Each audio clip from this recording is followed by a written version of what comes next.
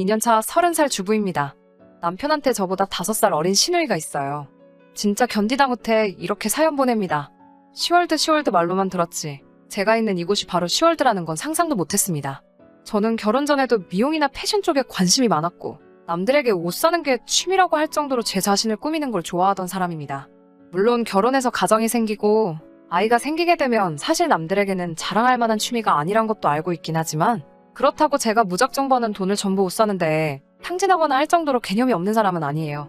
이미 결혼하기 전에 돈도 나름 5천만 원 가까이 모아놓았고 나름 머리를 굴려가며 옷 사는 돈과 저금할 돈 따로 나눠서 현명하게 소비하고 있습니다. 쓸데없이 비싸고 유명하기만 한 음식점이나 카페에 가는 것도 되도록 하지 않고 갖고 싶은 게 있으면 다른 데서 소비를 줄여가며 돈을 모아 구매를 하고 있습니다. 남편은 저보다 아이가 5살이 많은 데다가 벌이도 사실 제가 더 많습니다. 결혼을 저도 이렇게 일찍 하게 될 줄은 몰랐는데 남편이 나이도 있고 해서 시어머니 재촉에 번갯불에 콩 구워 먹듯 급하게 결혼을 하게 되었습니다.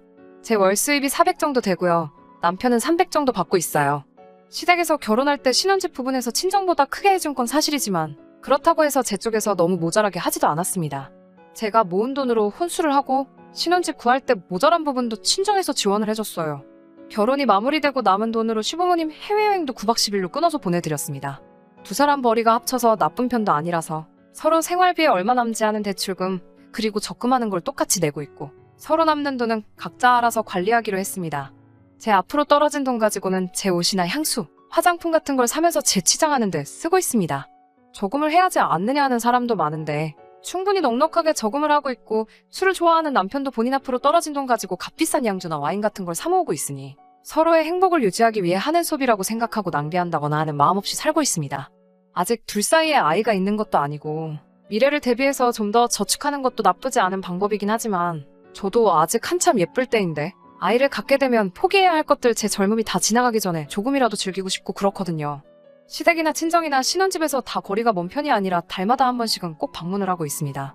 신우가 작년에 졸업을 해서 졸업 전에는 시댁에 갈 때마다 종종 보고는 했는데 그때마다 언니는 유부녀인데 옷이 너무 화려한 거 아니냐고 누가 보면 결혼 안 한 줄 알겠다며 이죽거릴 때가 많아서 조금 꼴보기가 싫었습니다.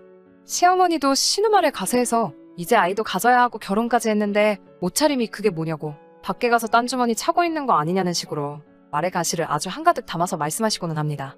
갈 때마다 하는 말만 조금씩 바뀌지 제 옷차림 가지고 지적 아닌 지적질을 해대는 게 저한테는 작은 스트레스였어요. 더군다나 이제 신우가 졸업까지 해서 한동안 시댁에 갈 때마다 무조건 마주치게 되어버렸으니 정말 시댁에는 가기가 싫었죠. 옷차림 가지고 딴 주머니 차겠다고 지적을 받지만 그렇다고 제가 무슨 남자들을 유혹할 만큼 대단한 옷을 입고 다니는 것도 아니고 저는 그냥 예쁜 원피스 같은 것들을 좋아하거든요.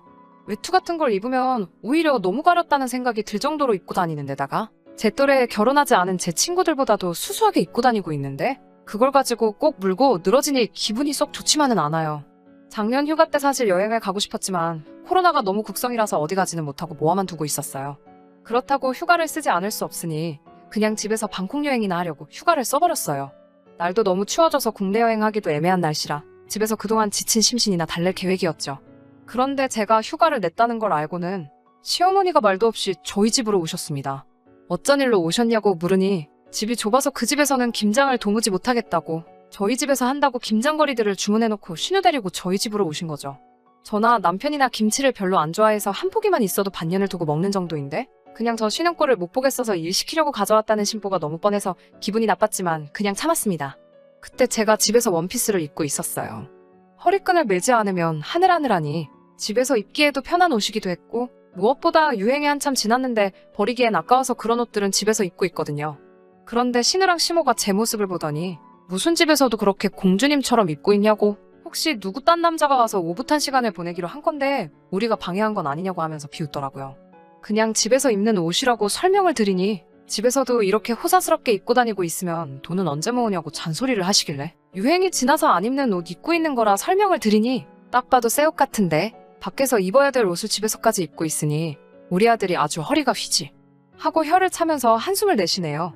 제 돈 주고 사는 옷이고 어머님 아들보다 돈을 잘 버니 신경 쓰실 것 없다고 한마디 하려고 했지만 그냥 참았습니다. 옷 상태가 좋은 것도 제가 옷 사는 거 좋아하는 만큼 관리에도 철저하게 신경을 쓰기 때문이라고 말하고 싶었지만 정말 하나하나 다 상대하려면 하루 종일 걸릴 것 같아서 그냥 스느스만 짚고 넘겼습니다. 아무리 집에서 입는 옷을 입고 있었다지만 원피스를 입고 김장을 할 수는 없으니 편한 옷으로 갈아입으려고 옷방으로 들어가는데 신우가 저를 쫓아오더라고요. 제 옷 좀 구경해도 되겠냐고 하면서요. 어차피 신우가 김장을 할 거라고는 생각이 들지 않으니 옆에서 헛소리하면서 속을 긁어놓을 바에야 천천히 옷 구경이 하라고 하고 대신 구겨지지 않게 신경만 써달라고 했어요. 한참 김장거리를 다듬고 있는데 신우가 엄마 이것 봐라 하면서 나오길래 봤더니 제가 최근에 정말 열심히 돈 모아서 사놓은 옷들을 입어가지고 나오더라고요. 정말 순간 욕이 나올 뻔했는데 겨우 참았습니다. 제 허락 없이 입은 것도 기가 차 죽겠는데 저한테 그 옷이 자기한테 더 잘 어울리는 것 같지 않냐면서 지금 입고 있는 거 자기한테 주면 안 되냐고 하네요. 시어머니도 이에 질세라 신우 말에 가세해서 우리 딸이 입으니까 아주 인물이 사내마네 하면서 너는 옷도 많으니 하나 줘라 좀 라고 거드네요. 그 옷 산다고 저도 먹고 싶은 거 참고 열심히 아껴서 큰맘 먹고 산 옷인데다가 아직 시착만 해보고 한 번도 입지 않은 옷이고 엄청 비싼 것들이라고 말을 하니 저보고 쪼잔하다는 식으로 말을 하면서 그럼 동창회 갈 때 한 번만 입게 빌려달라고 하네요. 제가 옷이 많은 건 사실이지만 신우한테 옷을 빌려줘야 하는 이유도 모르겠고 그리고 저는 옷 입을 때 오태를 신경을 많이 쓰는 편이라 나름 몸 관리도 하고 있는데 신우는 저보다 살집이 조금 있는 편이거든요. 허리 부분이 이미 벌써 터지려고 하는 것 같은데 잘 어울린다고 하니 어이도 없고 아무튼 그냥 무조건 안 된다고 했습니다. 시어머니가 저보고 참 씀씀이가 박하다고 하면서 똑같은 걸로 사줄 테니까 다시 벗어서 걸어놓으라고 하는데 신우가 시어머니한테 엄마 이거 외투까지 다 합치면 200만 원 정도 할걸? 이라고 일러 바치듯이 이야기를 하네요. 시어머니는 그 말을 듣고 무슨 천조가리를 200만 원이나 주고 사냐고 돈이 아주 썩어나냐고 잔소리와 구박을 시작하셨어요. 저도 참다가 너무 화가 나서 한마디 쏘아붙일까 하고 있는데 마침 남편이 퇴근하고 들어오더라고요. 남편 앞에서 시가족들이랑 싸우기도 그렇고 참고 있으니 너무 억울해서 저는 그 길로 방문 쾅 닫고 들어가 버렸습니다. 밖에서 남편이 무슨 일이냐고 하고 있고 시어머니는 제 방을 향해서 저것 좀 보라고 싸가지가 아주 더럽게 없다고 뭐라 하시고 있고요. 김장하러 왔는데 자기들도 기분이 나빠서 내일 다시 와서 하겠다고 김장하던 거 그대로 두고 집으로 돌아가셨어요. 남편이 방으로 들어와 무슨 일이냐고 이야기하더라고요. 남편만큼은 제 기분을 이해해줄 것 같아서 자초지종을 이야기했는데 남편도 이야기를 듣고 나서 인상을 팍 쓰더니 아무리 그렇다고 시어머니한테 행동이 그게 뭐냐고 그리고 그까짓 거 그냥 주고 새로 사 입으면 되지 그걸 가지고 뭘 그렇게 치사하게 구냐고 그리고 자기도 제가 비싼 옷 그렇게 사 모으는 거 썩 좋아 보이지만 않는다고 과소비하고 있는 게 틀린 말은 아니지 않느냐고 하면서 뭐라고 하더라고요.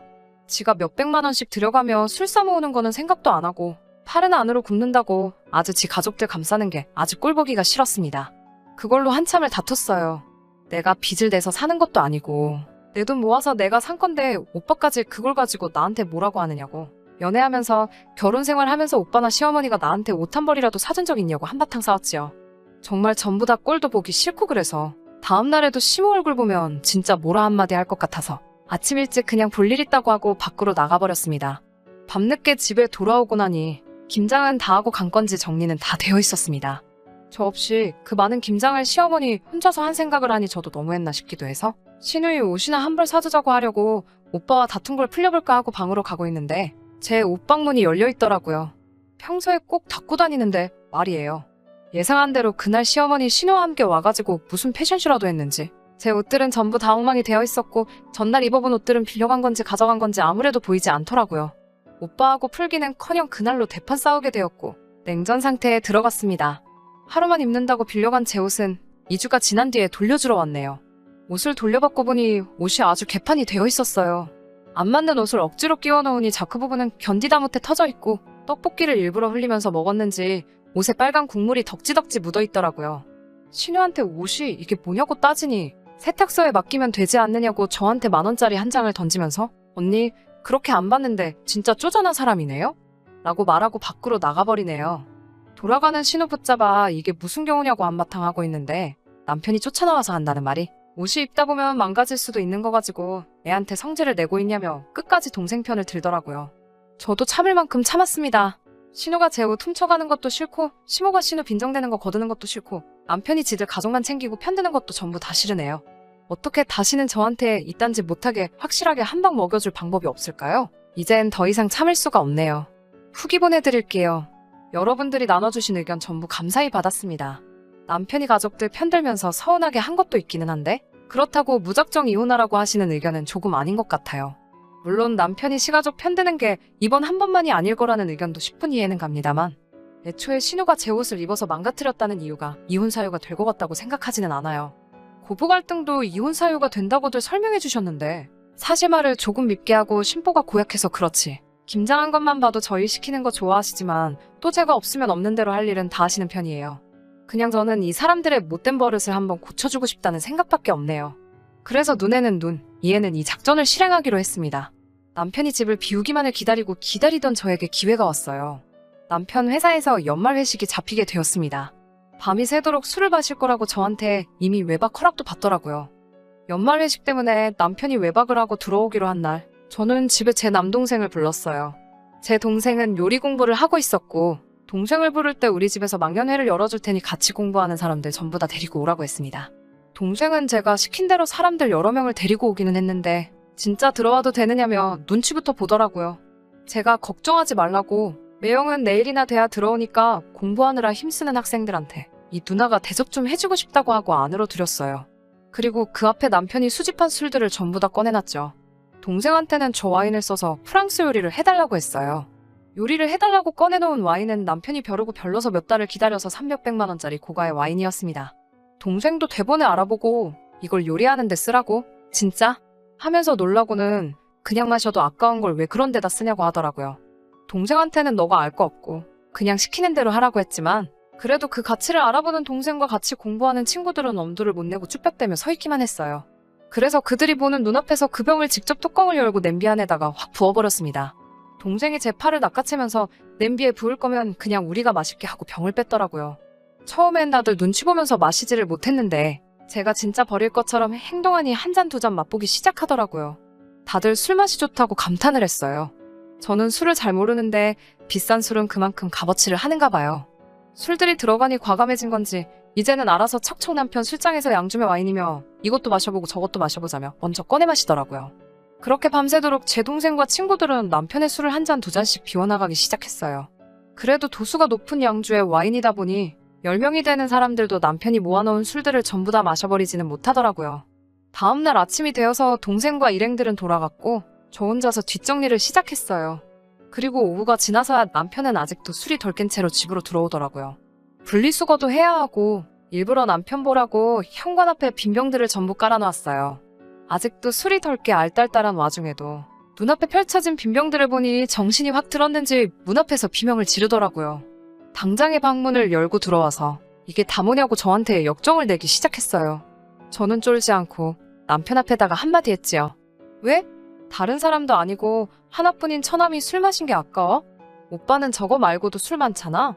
술은 다 똑같은 술 아냐? 안 마시고 구경만 할 거면 빈병만 있어도 되는 거 아니야? 혹시 진짜 아까워서 그러는 거야? 자기가 제 옷 가지고 신우한테 했던 말이 있으니 그거랑 그게 같냐고 따지고 싶었지만 끙끙대면서 아무 말도 못 꺼내는 남편을 보니 너무 속이 후련하더라고요. 그날 이후로 신우도 시어머니도 저한테 옷 가지고 아무 말도 하지 않아요. 특히 신우가 제 눈치를 엄청 보더라고요. 아마 모르는 척 하고 있지만 남편이 시가족들한테 제가 꼭지가 돌면 아주 감당할 수 없다고 조심하라고 경고를 했나 봐요. 제가 되로주면 말로 갚는 도라이라는 걸 깨달았을 테니 이제 함부로 저를 건들지 못할 거예요. 신우랑 시모한테 풀었어야 하는 걸 남편한테 풀었으니 속으로 약간이나마 미안한 마음은 있네요. 그래도 자기 건 소중하고 제 건 아무렇게나 다뤄도 된다는 썩어빠진 생각을 고쳐줬으니 한동안은 불쌍해서라도 잘 해주려고요. 그러면 제 사연은 이만 마치도록 할게요. 모두 좋은 하루 되시고요.